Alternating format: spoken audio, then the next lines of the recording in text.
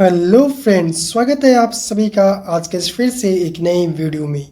जैसा कि हम सभी जानते हैं कि अभी हम लोग कक्षा 11वीं का गणित का अध्याय 2 जिसका शीर्षक है संबंध एवं फलन, जिसे अंग्रेजी में रिलेशन एंड फंक्शन के नाम से जाना जाता है, उसे अभी हम लोग पढ़ रहे हैं। आगे बढ़ते हुए मैं आपको बताते चलूँ कि इस वीडियो से पहले हमने इस अध्याय से जुड़े कुल 12 वीडियो समाप्त कर दिए हैं। इसलिए यदि आप वो वीडियो अब तक यहाँ पर नहीं देख के आए हो तो सबसे पहले आप वो वीडियो देखिए, क्योंकि हम जो भी आगे पढ़ेंगे उसमें जितना भी कॉन्सेप्ट यूज होने वाला है वो सभी पिछले वीडियो से रिलेटेड होगा। तो इस समय को ध्यान में रखते हुए चलिए हम लोग आज की इस वीडियो की तरफ बढ़ते हैं। जैसा कि मैंने अभी बताया कि इससे पहले हमने कुल 12 वीडियो समाप्त कर दिए हैं, यानी कि हम कह सकते हैं कि आज का यह वीडियो इस अध्याय का 13वां वीडियो है। दूसरे शब्दों में समझें तो आज हम लोग इस अध्याय का भाग 13 पढ़ने वाले हैं। अब सवाल उठता है कि इस भाग में हम लोग क्या पढ़ेंगे। तो चलिए सबसे पहले हम लोग इस वीडियो की शुरुआत में जानने का प्रयास करते हैं कि आज के इस वीडियो यानी भाग 13 में हम लोग क्या पढ़ने वाले हैं। यदि हम इसकी बात करें कि आज हम क्या पढ़ेंगे, तो आज हम फिर से भाग 13 में रिलेशन यानी कि संबंध के बारे में पढ़ने वाले हैं। आपको याद हो कि इसके पिछले 2 वीडियो से शायद हम इसी टॉपिक पे चर्चा कर रहे हैं। यदि आप वो वीडियो नहीं देखे तो ज़रूर देखिए, क्योंकि चूँकि हम लोग इसे पिछले 2 वीडियो से इसकी चर्चा कर रहे हैं तो ये साफ है कि इसमें जितना भी कॉन्सेप्ट होगा जब तक हम लोग चर्चा कर रहे होंगे और जो आज करने वाले होंगे वो आपस में ज़रूर इंटरलिंक होगा। इसलिए हम इस टॉपिक को इतने सारे भाग में पढ़ा रहे हैं। नहीं तो यदि हम चाहते तो इसे एक ही वीडियो में समाप्त कर देते, लेकिन हमें आपको बहुत ही अच्छी तरीक़ा से आसान शब्दों में समझाना है, इसलिए हम एक एक टॉपिक को डिटेल में डिस्कस कर रहे हैं ताकि आपको किसी भी प्रकार की परेशानी ना हो। यदि हम रिलेशन यानी संबंध की बात करें तो इसमें भी आज हम क्या पढ़ेंगे, तो इसमें भी आज हम लोग मेथड ऑफ रिप्रेजेंटेशन यानी एक संबंध को किस प्रकार से दर्शाया जाता है इसकी चर्चा करने वाले हैं। आपको याद हो कि पिछला वीडियो यानी भाग 12 में हम लोग इस टॉपिक के बारे में चर्चा किए थे और यह जाने थे कि हमारे सिलेबस यानी कक्षा 11वीं के सिलेबस के अनुसार एनसीईआरटी के अनुसार हमें मुख्य रूप से कुल 3 विधि पढ़ना है। यानी अब तक हमारे सिलेबस में 3 ही विधि दिया गया है जिसके जरिए हम लोग किसी भी संबंध को गणित में दर्शा सकते हैं। वो क्या क्या है उसको हमने डिटेल में इसके पिछले वाले वीडियो में डिस्कस कर लिया है। हमने उस 3 विधि में आपको 2 विधि के बारे में पिछला वीडियो में चर्चा किया था और उसी 2 विधि को समझाते हुए हमारा समय समाप्त हो गया था, जिसके कारण हमने आपको कहा था कि हम नेक्स्ट वीडियो में इसकी चर्चा करेंगे। तो जो अंतिम विधि बचा हुआ था उसकी डिस्कशन आज के इस वीडियो में हम लोग करने वाले हैं। उसके बाद जैसे ही वह विधि खत्म हो जाएगा यानी मेथड ऑफ रिप्रेजेंटेशन हमारा टॉपिक समाप्त हो जाएगा, तो उसके बाद हम लोग डोमेन, कोडोमेन और रेंज के बारे में चर्चा करेंगे कि संबंध में इन तीनों शब्द का अर्थ मतलब क्या होता है। हालांकि ये जो शब्द मैंने यहाँ पे लिखा है वह एक अंग्रेजी की शब्द है। इसे हिंदी में एनसीईआरटी क्या यूज करता है उसे हम लोग अभी आगे वाले स्लाइड में देखेंगे। फिलहाल के लिए आप इसे डोमेन, कोडोमेन और रेंज ही पढ़ें, क्योंकि एनसीईआरटी में शायद इन तीनों का नाम दूसरा दिया गया है जो कि अभी हम आगे वाले स्लाइड में पढ़ेंगे। और बहुत सारे किताब में 11वीं किताब में आप देखोगे तो इस वर्ड को अंग्रेजी और हिंदी दोनों में एक ही जैसा लिख दिया है। अंग्रेजी में भी डोमेन लिखा है, हिंदी में भी डोमेन। इसलिए हमने यहाँ पर दोनों शब्दों का इस्तेमाल करने का प्रयास किया है। वो भी हम लोग आगे वाले स्लाइड में देखेंगे, जिससे आपको और भी अच्छी तरीक़ा से क्लियर हो जाएगा। आपको याद होगा कि पिछले वीडियो में हमने जो 3 मेथड, एक मेथड तो आज के इस वीडियो में पढ़ने वाले हैं, तो जो 2 मेथड के बारे में पढ़े थे वो क्या था, एक रोस्टर फॉर्म था, रोस्टर मेथड था जिसे हिंदी में सिद्धांत विधि कहते हैं, और एक था एरो डायग्राम मेथड, जिसे हिंदी में हम लोग निर्देशांक विधि कहते हैं। जो एरो डायग्राम मेथड था वो कुछ इस प्रकार था कि यदि हमें एक समुच P दिया गया है, एक समुच Q दिया गया है और हमें इन दोनों के बीच एक संबंध को डिफाइन करना है, तो हम क्या करते थे कि सबसे पहले एक सर्कल दोनों के लिए बना देते थे। P के सारे घटक को इसमें लिखते थे और Q के सारे घटक को इस सर्कल में लिख देते थे। उसके बाद जैसे जैसे हम संबंध बनाना है वैसे वैसे हम एरो के जरिए उसे दर्शाया करते थे। फॉर एग्जाम्पल, यहाँ पर ए का संबंध अली से लगाया गया है, ए का संबंध अली से कराया गया है, तो हम एक एरो के माध्यम से आप यहाँ देख सकते हैं हमने ऐसे कर दिया। उसी प्रकार यहाँ जो बी का संबंध है वो भानु और बिनोय के द्वारा लगाया गया है, तो हमने एरो के माध्यम से इसे भी ऐसे दर्शा दिया।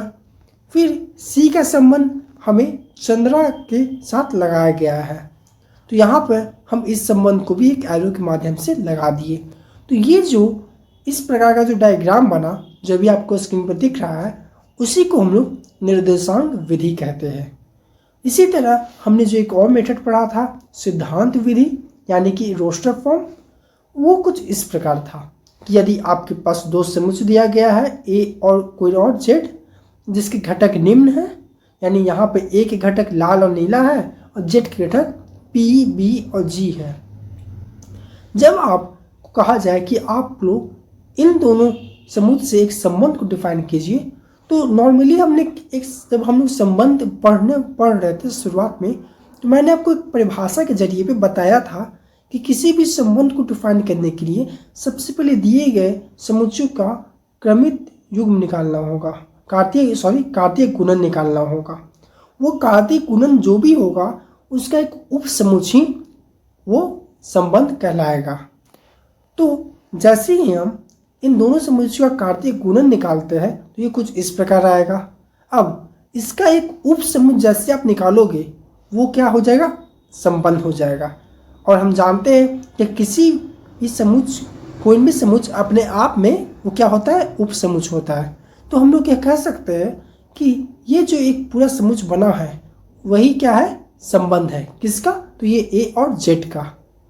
अब ये जो संबंध आप इस प्रकार लिखे हैं कार्तीय गुणन निकाल के, इसी को हम लोग क्या कहते हैं, सिद्धांत विधि। क्या कहते हैं, सिद्धांत विधि। इसे हमने डिटेल में पिछले वीडियो में चर्चा कर लिया था। अब जो आखिरी विधि बाकी है सेट बिल्डर फॉर्म, उसे आज की इस वीडियो में हम लोग चर्चा करेंगे। साथ ही साथ ना सिर्फ उसकी चर्चा करेंगे बल्कि उसे एक परिभाषा के माध्यम से भी समझने का प्रयास करेंगे कि मान लीजिए आपके पास कोई ए समुच्चय दिया गया है और दूसरा समुच्चय जेड दिया गया है जिसके घटक कुछ इस प्रकार है, तो हम लोग किस प्रकार से एक संबंध को दर्शाए कि वो सेट बिल्डर फॉर्म में हो जाए, तो उसकी चर्चा आज हम लोग करेंगे। उसके बाद हम लोग एक और टॉपिक के बारे में आज इस वीडियो में चर्चा करेंगे। वो क्या है, संबंधों की कुल संख्या कितनी होती है। जैसे कि मैंने अभी बताया कि यदि आपके पास कोई भी दो समुच्चय दिया गया है और आपको कहा जाए कि दोनों समुच्चयों से एक संबंध निकालना है, तो हम क्या करते हैं, हम सबसे पहले दिए गए दोनों समुच्चयों का कार्तीय गुणन निकाल लेते हैं और उसके बाद हम उसका जो कार्तीय गुणन हमारे पास आया उसका एक उप समुच्चय निकाल लेते हैं और वही उप समुच्चय उस दोनों समुच्चयों का संबंध होता है। तो सवाल उठता है कि वैसे कितने संबंध यहाँ पे डिफाइन हो सकते हैं जब हमारे पास समुच्चय दिए हों। तो इसकी चर्चा भी आज हम लोग करेंगे कि संबंधों की कुल संख्या कितनी होती है। और अंत में यदि हमें कुछ उदाहरण की आवश्यकता पड़ी तो हम उस उदाहरण की भी चर्चा यहाँ पर करेंगे। तो चलिए शुरुआत करते हैं अपने इस टॉपिक से। पहला टॉपिक यानी मेथड ऑफ रिप्रेजेंटेशन, जो कि हमारा एक टॉपिक रह गया था, उसकी वहाँ से हम लोग शुरुआत करते हैं। ये वाला टॉपिक सेट बिल्डर विधि यानी कि सेट बिल्डर मेथड, ये वाला विषय हमारा कल के वीडियो में छूट गया था, तो इसकी चर्चा आज की इस वीडियो में हम लोग करने वाले हैं। यदि हम सेट बिल्डर विधि के बारे में बात करें तो सेट बिल्डर रूप वह तरीका है, सेट बिल्डर विधि, यहाँ आप विधि भी लिख सकते हो। सेट बिल्डर विधि वह तरीका है जिसमें हम किसी संबंध को एक नियम यानी एक कंडीशन के माध्यम से व्यक्त करते हैं। यानी जो भी हमारे पास एक संबंध आया है उसको हम लोग एक समुच्चय के रूप में ना लिख के बल्कि एक नियम यानी एक कंडीशन के रूप में जब लिखते हैं तो उसे ही हम लोग सेट बिल्डर विधि यानी सेट बिल्डर मेथड कहते हैं। इसमें सभी ऑर्डर पेयर्स x और y को शामिल किया जाता है जो एक निश्चित शर्त को पूरा करते हैं। जैसे कि हमने पिछले उदाहरण में देखा कि हमारे पास एक a था जिसके घटक कुछ थे, उसी प्रकार हमारे पास कुछ दूसरा समूह z था जिसके घटक भी कुछ थे। यहाँ से हमने दोनों का कार्तीय गुणन निकाला और जो कार्तीय गुणन आया उसी को हम लोग संबंध कह रहे थे। अब इस कार्तीय गुणन में आप गौर किए होंगे कि इसके सारे घटक एक ऑर्डर पेयर के रूप में थे। तो ये जो सभी ऑर्डर पेयर थे वो सभी ऑर्डर पेयर को इस सेट बिल्डर फॉर्म में शामिल किया जाता है जो एक निश्चित शर्त को यानी एक निश्चित कंडीशन को पूरा करते हैं। फॉर एग्जाम्पल, यहाँ पर आपको ये मैं प्रश्न नहीं दे रहा हूँ बल्कि मैं आपको एक उदाहरण दे रहा हूँ। यहाँ पर आप थोड़ा सा प्रश्न पढ़िए कि मान लीजिए कि a इक्वल टू यानी a एक समुच्चय दिया गया है जिसके घटक 1 2 3 4 5 6 है और एक रिलेशन एक संबंध आपको कुछ इस प्रकार से लिख कर दिया है। आप यदि इस प्रश्न में गौर करें तो यहाँ पर आपको एक संबंध कुछ इस प्रकार से लिख के दिया गया है, जहाँ पे एक मिनट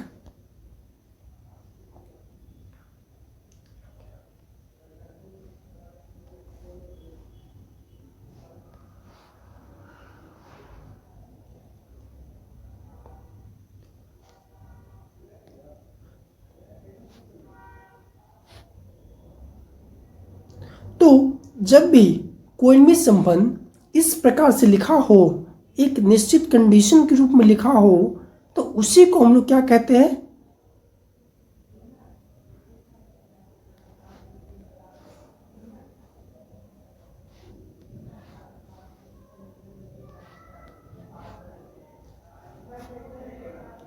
तो जब कोई भी संबंध आपको इस रूप में लिखा मिल जाए तो उसी को हम लोग क्या कहते हैं कि यह संबंध सेट बिल्डर फॉर्म में लिखा हुआ है।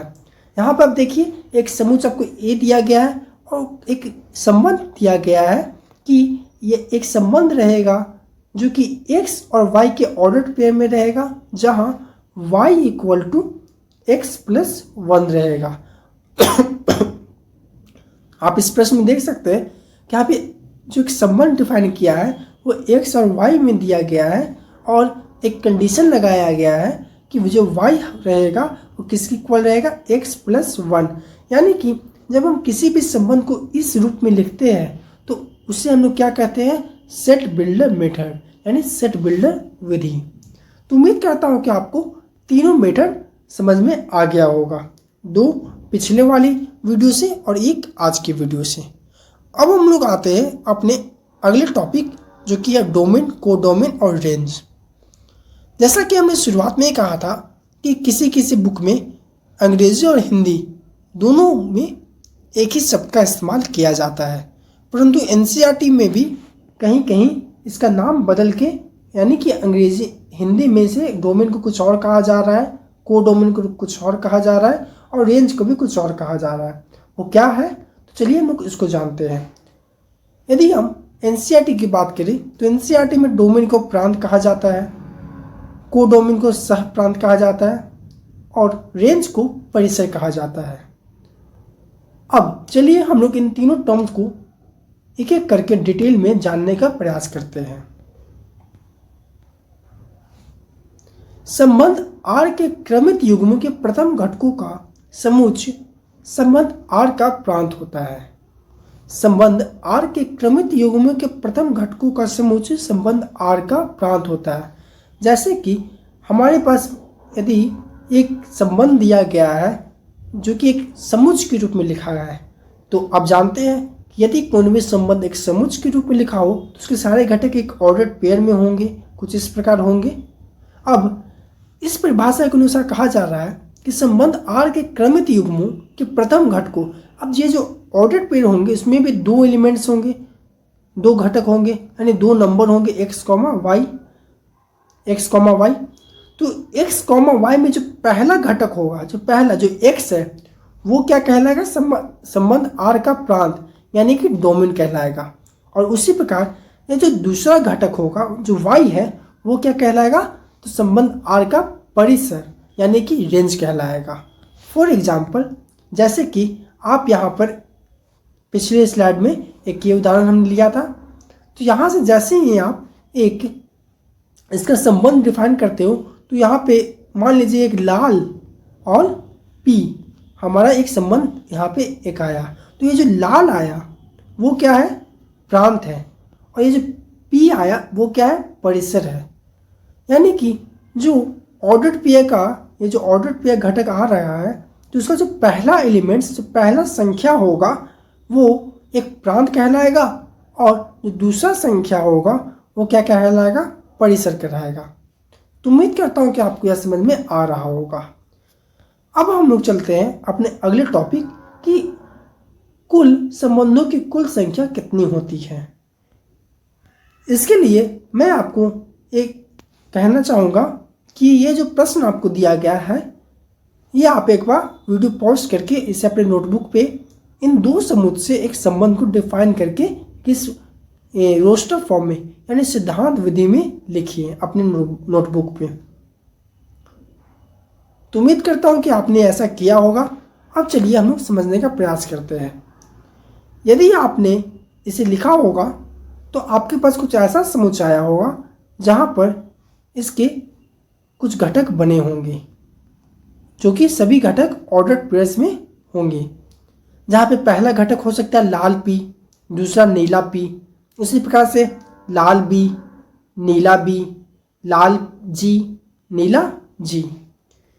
तो यदि आप ऐसे और भी कई प्रश्न करोगे और क्रमित युग्मों यानी कि सभी क्रमित युग्मों को आप यदि गिनोगे तो आप पाओगे कि ये कुछ इस फॉर्म में आ रहा है। तो ये जो आ रहा है इसी को हम लोग कहते हैं कि कुल संबंधों की संख्या कितनी होती है। हमें यदि कोई समुच्चय दिया गया है, दो समुच्चय, तो उन दोनों समुच्चय से कितने पॉसिबल संबंध बन सकते हैं, तो वो कुछ इतना ही है कि 2 का पावर PQ, जहाँ पर P क्या को दर्शा रहा है? तो संबंध पहला समुच्चय में जितने घटक है उसको दर्शा रहा है, और Q जो है दूसरा समुच्चय के जितने घटक है उसको दर्शा रहा है।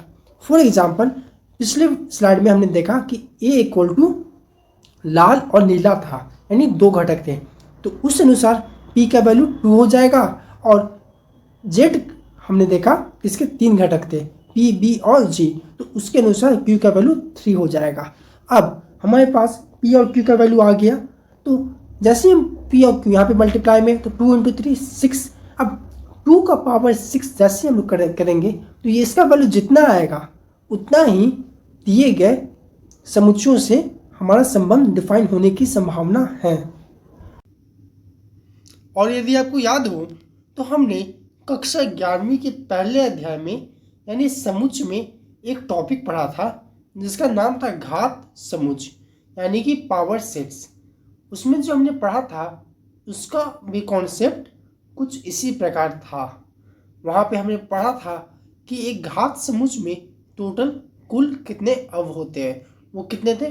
2 का पावर n, जहाँ पर n क्या दर्शा रहा था? तो दिए गए समुच्चय में कितने घटक थे, कितने अव थे, वहाँ पे n उसको दर्शा रहा था।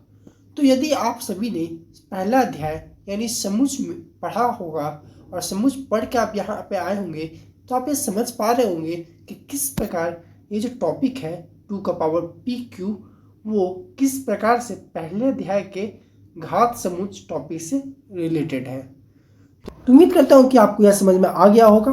और चलिए हम लोग एक उदाहरण से इसे समझने का प्रयास करते हैं कि मान लीजिए कि A जो कि एक समुच्चय है उसके 2 घटक है 1 और 2, और एक दूसरा समुच्चय B है जिसके भी 2 घटक है 3 और 4।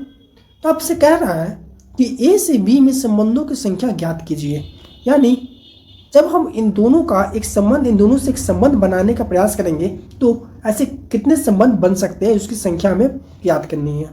तो अभी हमने जाना कि किसी भी दो समुच्चय से यदि हमें संबंध बनाना है तो हम सबसे पहले उसका कार्तीय गुणन निकालते हैं, जो कि यहाँ पे आप देख सकते हैं क्या है कि यहाँ A क्रॉस B यानी कि समुच्चय A और समुच्चय B का कार्तीय गुणन कुछ इस प्रकार होगा। अब क्योंकि n A cross B equal to 4 है, इसलिए A क्रॉस B के उप समुच्चयों की संख्या 2 का पावर 4 होगा। इसलिए A से B की संबंधों की संख्या 2 का पावर 4 है। यहाँ पर कह रहा है कि क्रमित युग कार्तीय गुणन में कुल घटकों की संख्या कितनी है? 1 2 3 4 है। तो इसीलिए इससे जितना भी उपसमुच्चय बनेगा वो 2 का पावर 4 बनेगा। आपने इसे इस पहला अध्याय में भी पढ़ा होगा और यहाँ से डायरेक्ट कह दिया कि इसलिए A से B के संबंध की संख्या 2 का पावर 4 है। लेकिन यदि हम जो अभी हम लोगों ने पिछले साइड में ये वाला पढ़ा उसके अनुसार भी चले तो यही आएगा। हमने क्या पढ़ा कि संबंधों की कुल संख्या कितनी होती है? 2 का पावर PQ, जहाँ पर P क्या होता है? पहले समुच्चय के घटक होते हैं और Q क्या होता है? दूसरे समुच्चय में कितने घटक होते हैं। तो यहाँ पे आप देखिए दोनों समुच्चय में कुल दो घटक है, यानी यहाँ पर P का वैल्यू भी 2 है और Q का वैल्यू भी 2 है। अब यदि हम इसे इस फॉर्मूला 2 का पावर PQ पुट करते हैं तो 2 × 2 4 हो जाएगा, यानी 2 का पावर 4, यानी कि कुल इतने संबंध इन दोनों समुच्चयों से डिफाइन हो सकते हैं, जो कि यहाँ पे भी आपको आंसर में दिख रहा है। तो उम्मीद करता हूँ कि आपको आज का वीडियो बहुत ही अच्छी तरीके से समझ में आ गया होगा। तो अब मिलते हैं हम लोग नेक्स्ट टॉपिक के साथ अगले वीडियो में। तब तक के लिए आज के लिए इतना ही। धन्यवाद।